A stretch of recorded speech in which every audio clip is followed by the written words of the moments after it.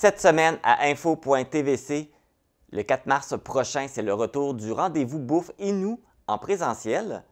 C'est le lancement de la campagne de la loterie qui fait du bien avec la Fondation Action Santé de la Matapédia. Les motoneigistes seront ravis de l'arrivée d'un nouvel événement, le drag motoneige amical. Des élèves de la polyvalente Forimont préparent la friperie du bonheur pour souligner le jour de la Terre. Et on vous présente une nouvelle chronique qui portera sur l'alimentation bien manger pour tout le monde. Bonne émission!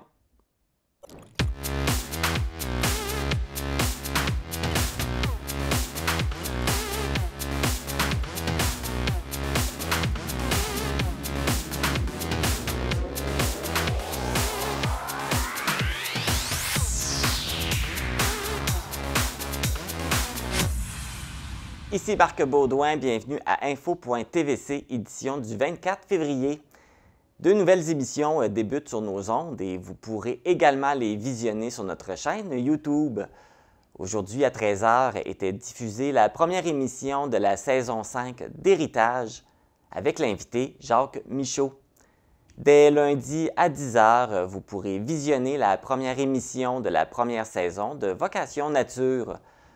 Vous pouvez consulter la grille horaire sur notre site internet tvcmatapédia.com pour connaître toutes les journées et les heures de diffusion de toutes nos émissions.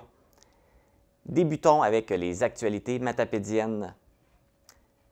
Lors de la séance du Conseil du 20 février, la Ville d'Amqui a annoncé la nomination de Guillaume Viel à titre de directeur général de la Ville.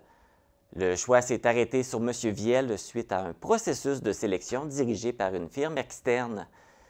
Rappelons que ce dernier occupait le poste de façon intérimaire depuis janvier dernier, suite au départ de l'avocate Marie-Hélène Dupont.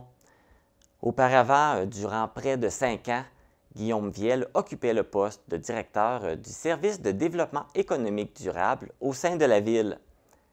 Le nouveau directeur général a mentionné débuter son nouveau défi avec enthousiasme et dit vouloir continuer de travailler pour la qualité de vie des citoyens d'Amqui. La semaine dernière, on vous avait présenté l'intervention du député de Matane-Matapédia, Pascal Bérubé, à l'Assemblée nationale concernant l'absence de l'accès aux services d'hémodialyse dans les hôpitaux d'Amqui et de Matane.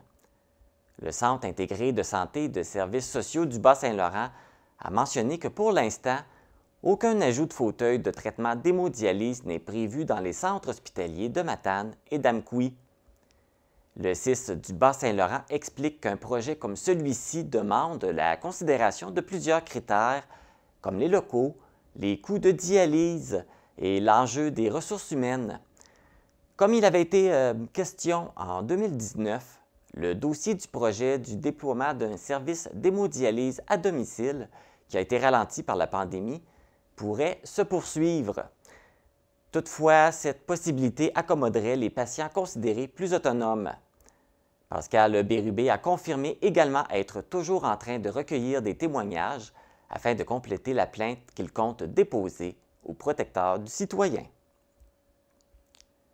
Deux des propriétaires du dépanneur JLS Villeneuve de l'Ouest, soit Lison et Jean-Marie Villeneuve, se sont présentés devant le Conseil de la Ville d'Amqui cette semaine pour demander à celui-ci de retirer la plainte effectuée auprès du ministère de l'Environnement, de la lutte contre les changements climatiques, de la faune et des parcs, pour permettre au commerce d'être conforme aux yeux de la loi. Rappelons que le dépanneur JLS Villeneuve connaît des déboires avec le ministère et la Ville d'Amqui depuis les tout débuts du projet en 2016.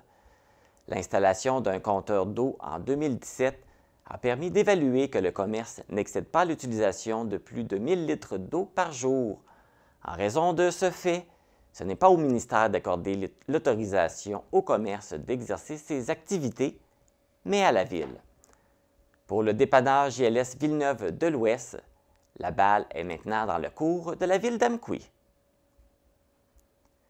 La Chambre de commerce de la MRC de la Matapédia a procédé au dévoilement des finalistes dans les 10 catégories du Gala Reconnaissance 2023, mardi dernier, lors d'un 5 à 7 à la microbrasserie La Captive. Les nommés sont présentés par Desjardins Caisse Vallée de la Matapédia et Cédrico. Dans la catégorie Nouvelle entreprise sont nominés le Lièvre à bicyclette, le ranch d'Amélie et Complices numériques. Dans la catégorie Relève entrepreneuriale sont nominés la Banquise et le journal sportif Assaut. Dans la catégorie Tourisme et culture sont nominés la TVC de la Matapédia et la Vallée de la Framboise. Dans la catégorie OBNL Économie sociale sont nominés Groupe TAC, Corporation de développement communautaire Vallée de la Matapédia et Rayon de partage. Dans la catégorie Innovation, Nouvelle activité commerciale sont nominés MLG Graphiste, Chocolaterie Beljade et Lucie Belzile, designer d'intérieur, cuisiniste. Dans la catégorie Employeurs de choix sont nominés Groupe TAC, Cantine Fortier et DVM Construction. Dans la catégorie Événements de l'année sont nominés le 125e de la ville de Causabscal, l'Expérience Première Mémoire et Kermesse Arc-en-Ciel. Dans la catégorie Petite entreprise de l'année sont nominés Chexa Librairie Boutique, Complices numériques et Ferme Péruboeuf. Dans la catégorie Moyenne entreprise de l'année sont nominés la Vallée de la Framboise et Alimentation Causap. Et finalement, dans la catégorie Grande entreprise de l'année sont nominés Groupe TAC et Agropur Coopérative laitière Usine d'Amqui. Rappelons que le Gala Reconnaissance 2023 aura lieu le 25 mars au Centre communautaire de Sébec. L'été dernier, la ville d'Amqui a lancé le projet d'offrir un sac cadeau sous forme de trousse d'accueil aux nouveaux arrivants qui s'installent dans la ville afin de leur souhaiter la bienvenue. Le conseil municipal a fait le bilan pour l'année 2022 et c'est 75 nouveaux arrivants qui se sont vus remettre la trousse d'accueil. Il est à spécifier que ce sont les conseillers municipaux qui remettent les sacs en main propre, ce qui leur permet de tisser des liens avec les nouveaux citoyens et de répondre à leurs questions. Rappelons que la trousse contient entre autres une lettre de la mairesse d'Amqui, le calendrier des collectes des matières résiduelles, un guide touristique, des dépliants d'information, ainsi que des cadeaux offerts par la MRC de la Matapédia, Diffusion Mordicus, Quille Vallée, le club de golf Révermont et le cinéma Figaro. Si vous êtes installé à Amqui depuis le 1er janvier 2022 et que vous n'avez pas reçu votre trousse d'accueil, vous pouvez communiquer avec la ville ou vous présenter à la réception de l'hôtel de ville.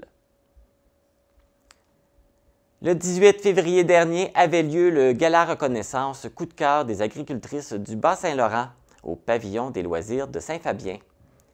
C'est le travail de 8 lauréates dans 6 catégories qui ont été reconnues.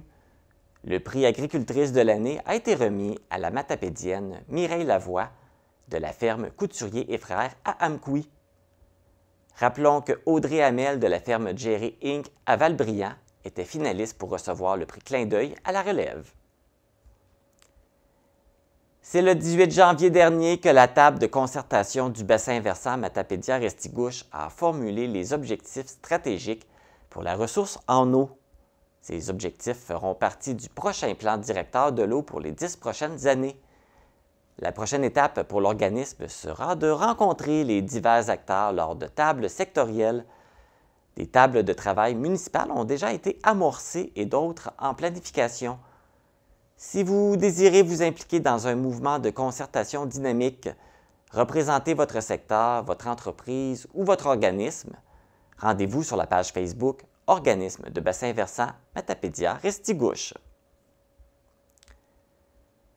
La nomination de Shannon Aubu comme directrice adjointe exécutive pour la Matapédia a été annoncée le 13 février dernier par la présidence direction générale du Centre intégré de santé et de services sociaux du Bas-Saint-Laurent.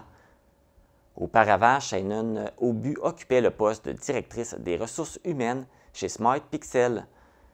Cette nomination vient compléter l'équipe des gestionnaires de proximité qui est désormais présente dans tous les réseaux locaux de services et qui œuvre sous l'autorité du président-directeur général du CIS du Bas-Saint-Laurent. Voici maintenant les résultats sportifs. Dans la Ligue de hockey senior Desjardins de la Gaspésie, le Bar Lazare de Causabscal a essuyé une défaite de 7-3 contre les Corsaires de Forillon. Ce match du 18 février mettait fin à la saison régulière. Dès aujourd'hui débute la première ronde des séries éliminatoires. L'équipe matapédienne reçoit le Bois BSL de Montjoly à 21 h. Demain, samedi le 25 février, aura lieu le deuxième match entre les deux équipes au domicile du Bois BSL à 20 h. Et si nécessaire, un troisième match sera disputé à l'Aréna Gérard Duchesne de Gauze-Abscal, dimanche le 26 février à 14 h. 4 représentants du club de patinage de vitesse Optimis d'Amqui ont participé à la 4e compétition provinciale qui s'est déroulée les 18 et 19 février à Chicoutimi. Les 4 athlètes matapédiens ont livré de très belles performances. Du côté des filles, Aurélie Bélanger a gagné une médaille de bronze dans la catégorie groupe 2 féminin. Sophie-Laurence Cyr, quant à elle, s'est hissée au 10e rang du groupe 1 en réalisant tous ses meilleurs temps personnels. Du côté des garçons, Zachary Leclerc a fait de superbes courses et a terminé à la 6e place du groupe 3 masculin. Et Alexandre Bélanger a conclu la fin de semaine avec une 4e position du groupe 5. Félicitations à nos patineurs de vitesse matapédiens. C'est ce qui complète les actualités matapédiennes. Après la pause, on parle de la 10e édition du Rendez-vous Bouffe Inou, qui est de retour en présentiel après 2 éditions virtuelles en raison de la pandémie.